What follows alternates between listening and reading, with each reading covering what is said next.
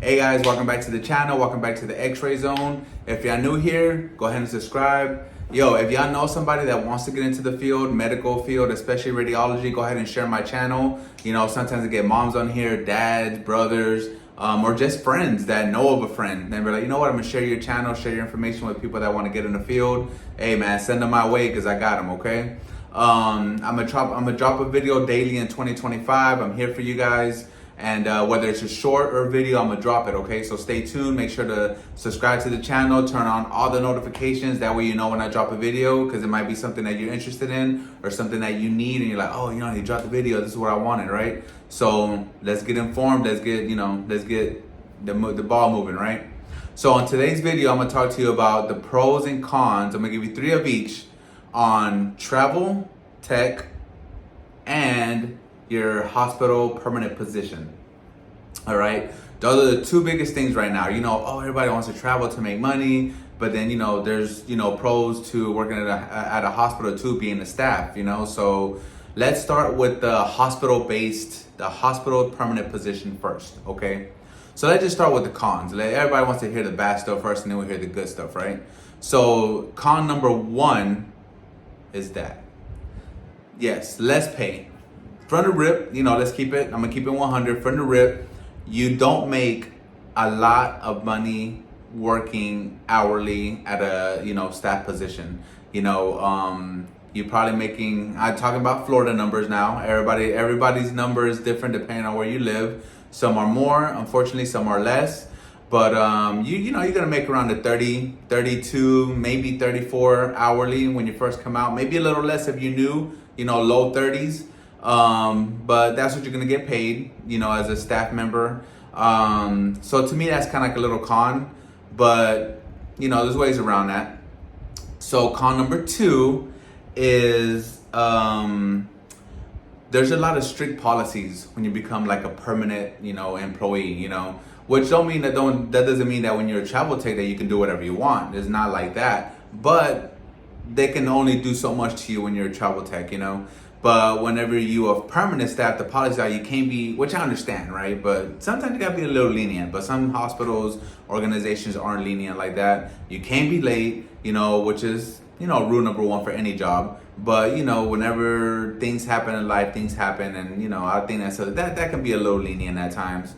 The fact that you can pick up overtime, pick up these days, they're short staffed, they call you, hey, can you please work? Oh yeah, absolutely, I'll be there. You know, you try to be a team player, but then you do something wrong. Hey, you're 5 minutes late. We're gonna have to give you a rent warning. Like, but I just came in all week extra because I'm helping you guys. You know, but they don't take that into consideration, unfortunately. You know, so that's the bad thing about being a staff member, is that sometimes they don't treat you what you're worth. You know, and at the end of the day, it's policies and they gotta go by it. And you know, that's the thing, man. To me, that's a con, because you can be a little lenient with your people. You know, so that can be a con in my book. The 3rd con is this: unless you work overnight, you can't get rid of it. It's the department drama. Every department in the radiology hospital, no matter where you work, has its drama, you know, and whatever the reason, you know, it don't matter who you are. It don't matter. You can be the nicest person in the department. You can be the meanest person. You can be whatever. There's always some kind of drama that happens when you're a full-time staff.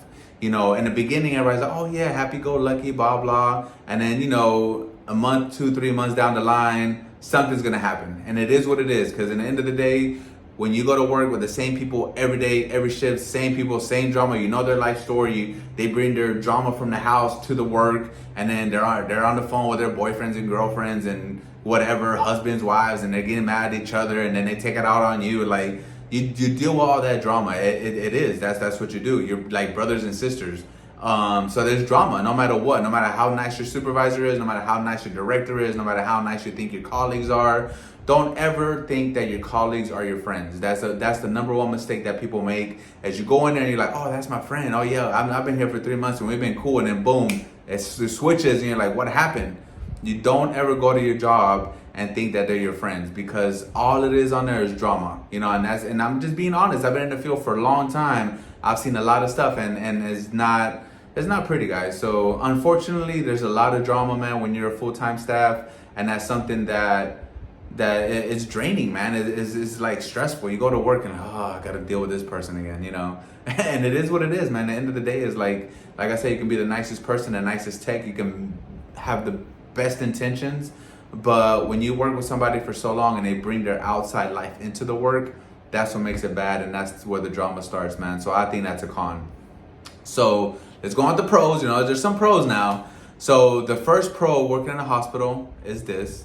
Yes, PTO and sick time. You get the build that up as time goes on. You know what I mean? Which is nice because, say 6 months down the line or a year, next year, I'm planning this trip to whatever, and I have enough PTO, you're gonna go on your vacation for 2 weeks and you're still gonna get paid like if you were at work. So that is definitely a perk, for you not to have to work, but still get all that money, like if you did work, like that's nice, so that's definitely a pro, to have the PTO and sick time, God forbid we get sick. We're all human, we're gonna get sick once in a while, and it's nice to know that if you call in that day because you're sick, you're still gonna get paid, it's kind of like a peace of mind, so that's definitely a pro. Another pro is this one, number 2, and that is cheaper health insurance. Yes, the bigger the organization, the cheaper the health insurance, because of the fact that your organization is so big, and as long as you go to your hospital, to your local hospital, and get everything done, blood work, whether it's an x-ray, whether, surgery, whatever it is, it's going to be 99 times cheaper on you because you work for them. So definitely you get cheaper insurance and better insurance. So that's definitely a plus, especially if you have a family. If you're single and it's just you really don't care, like whatever, it's just me, so whatever happens, right? But when you have a family, a wife, kids, is a different ballgame, man, because now you have to worry not about yourself, but if your loved ones, you want to make sure that they're covered and that they have everything they need. So that's something that is nice, that when you work for an organization, they have really good health insurance. The third pro is you have a set schedule. Whatever schedule you apply for, that's your schedule. So if you wanted to work overnight, that's your schedule. They can't be there and be like, I'm gonna, go and be like, hey, now you gotta go to day shift because blah, blah. Like, no, they might ask you, be like, hey, I know you work overnight, but do you want to pick up a shift so-and-so day because so-and-so needs off? And it's up to you to be like, yeah, I'll work, or no, I don't wanna work, I'll stay on my night shift. That's the beauty about being a full-time staff, is that whatever you applied for, or whatever HR and you sat down and wrote paperwork on, that is your schedule, and there's a 99.9% chance that they can't touch that. So that's the nice thing about it, that that every day you go to work, you're gonna work the same schedule, and that's really nice to know too. That's a peace of mind. Be like, man, I got good hours, I don't wanna touch them. That's nice, so that's something that is definitely a pro, knowing what you're gonna get yourself into every single day. So that's nice, right? So let's go to the travel. The travel has its pros and cons too. Everything has its thing, right? So let's start with the cons in traveling. So the number one con in travel is this, and that is you have no PTO or sick time. So like I said before, when you work full time at a hospital, you have PTO time, you go vacation. Now when you travel, if you don't work, you don't get paid. Simple as that. There's no, I'm accumulating PTO time for travel. Like, nah, it doesn't work that way. So you have to be really smart with your time management, your money management. Say you want to go on vacation in 3 months, then you have to be like, okay, I'm not going to work for a week, so I got to make sure that the money I make, I got to keep so much because I'm not going to work for a week. So you have to be smart with time, with money management, man, definitely. Because there's no PTO and there's no sick time, guys. So if you call in, that's on you. You don't get paid. So that's definitely a con. All right. So con number 2 is this: the shifts vary. The shifts. So you're basically a traveler, right? So you're trying to cover the shifts that they can't cover. So usually it's overnight shift. It's a big one that I never thought was a big deal to fill is evening shift. Nobody wants to work evening shift. 1 to 9, 2:30 to 11. For some reason, that shift is so hard to fill. And now that I'm actually doing that shift right now as we speak as a traveler, I can see why. Because what happens is that usually in the evening shift from 5 to 11, there's only one tech, maybe 2 the most. So what happens in the morning, whatever they can't get to because, they have biopsies, they have all these other things they got to do. When a 2:30 person comes around, the whole table is full of requisitions. You're like, what happened? Oh, we couldn't do it because we got backed up because he got a stroke alert. Oh, we got backed up because he got biopsies to do. So then that puts a lot of stress on the person that comes in at 2:30, because you're like, man, now I got to catch up with this whole list because now they're going home. So I can see how that shift is so hard to cover, but I've never worked that shift until now. So I see why it's so hard to cover, because that shift is tough, man. You will get handed, you know what I'm saying? It is what it is. So that to me is a con, knowing that you have no idea what shifts are available, you know, and you're just filling in on the shifts that are hard to fill for the hospital at that particular time. So that's a con. The third con is this. Yes, every 3 months you have to see like what's out there. You know, every 3 months you have to like, am I gonna have a job? Is something gonna pop up? Are they gonna extend me here? You know, like it's a lot of like unknown, you know, and that's the scary part. It's unknown because you're like, man, like in 3 months, you don't want to think ahead of time. You want to enjoy life and enjoy the moment, but at the same time, it's like, whoa, you know what I'm saying? Like in 3 months, you know, I'm not gonna have a job, so what am I gonna do now? You know what I mean? So, you know, you always wanna, it's just always in the back of your head, like, okay, I had a good run here, I like it here, everybody's cool, but man, they already hired somebody for my shift. Now I gotta hope that my agency has a position for me that I want to do, so I can go over there and do an assignment that I'm happy with, you know. So that's definitely a con, not knowing the uncertainty of what you will land next, you know. So now let's go to the pros. You know what I'm saying? There's definitely pros in traveling. So pro number one is this. Yes, you get paid weekly. Every Friday, you get a bag.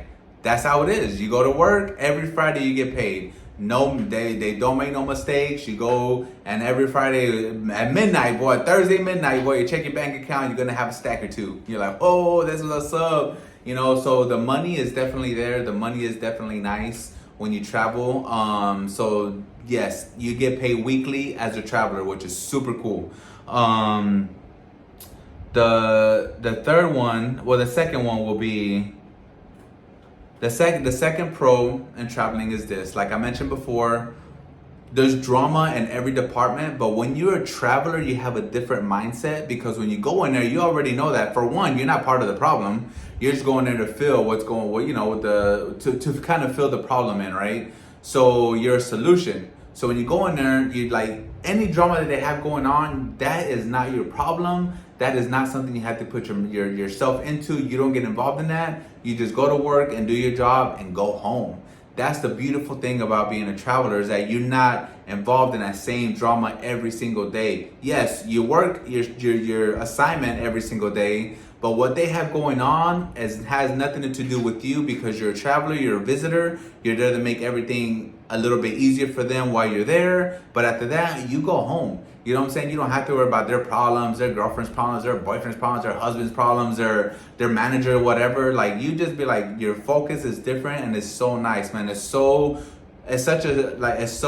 relaxing when I go travel, because I know that I'm going home. I don't have to deal with this and you know, for the rest of my career, or for how long I decide to stay there permanently, you know. And I'll be honest with you though, ever since I've been traveling, the assignments I've had have been super nice. The first one I had was amazing. They wanted me to stay full time, but I was like, you know what? I just started traveling. Let me just, you know, experience the traveling a little bit. But they were amazing with me. The one I'm at now, they're super cool. I'm 2:30 to 11, super nice. But again, I don't get involved in their drama or whatever anybody has going on. I just stick to myself. I go to work, I do my thing, and I go home, man. And that's the blessing of it, you know. So that's a nice thing. No drama for you. Go to work, go home. And the third thing that's a pro is that, like I said, you get paid weekly, but at the same time, you get paid more money. So what I make in 1 week, when I was full time, it took me 2 weeks to make the same thing I make in a week. You know, so that's the nice thing about it, that, you know, you don't have to, you know, I'm already making double, you know, my salary than what I'm doing, you know, being full time. You know, so that's the nice thing, knowing that you can, you know, pay everything that you have to pay on time, you know, knowing that you can provide for your family, provide for yourself, or provide for the goals that you have. You know, if you don't have a family and you want to buy a house, traveling is the way to go, man. In 6 months, you'll have way more than a down payment for a home. Maybe, you know, in a year, you have enough to pay a home cash, you know, if you're smart, you know. So that's something those are the pros and cons of hospital work and travel work. Now, to keep both, this is a nice thing. And you can always, the smartest thing to do is always have a PRN job at either your local hospital or just a hospital that you like. Because when the travel thing doesn't work, or you're like, you know what, there's no travel assignment for me at this time, I'm gonna still go work PRN at this hospital, still make money, because PRNs are always needed. Again, PRNs don't get benefits, they don't get no sick time, none of that, but you're still needed because there's shifts that always have to be filled. So you as a PRN will always have a job. That way you don't have to worry about, oh man, my assignment's due, my assignment's gonna go, what am I gonna do now? Like, be smart, get a PRN job at a hospital you like, and still have that travel, so you can have both and make double the money and have double the stress free. So hey guys, I hope that this helped you out there, man. As always, thank you for watching, thank you for staying to the end. Stay tuned, because I'll be dropping daily.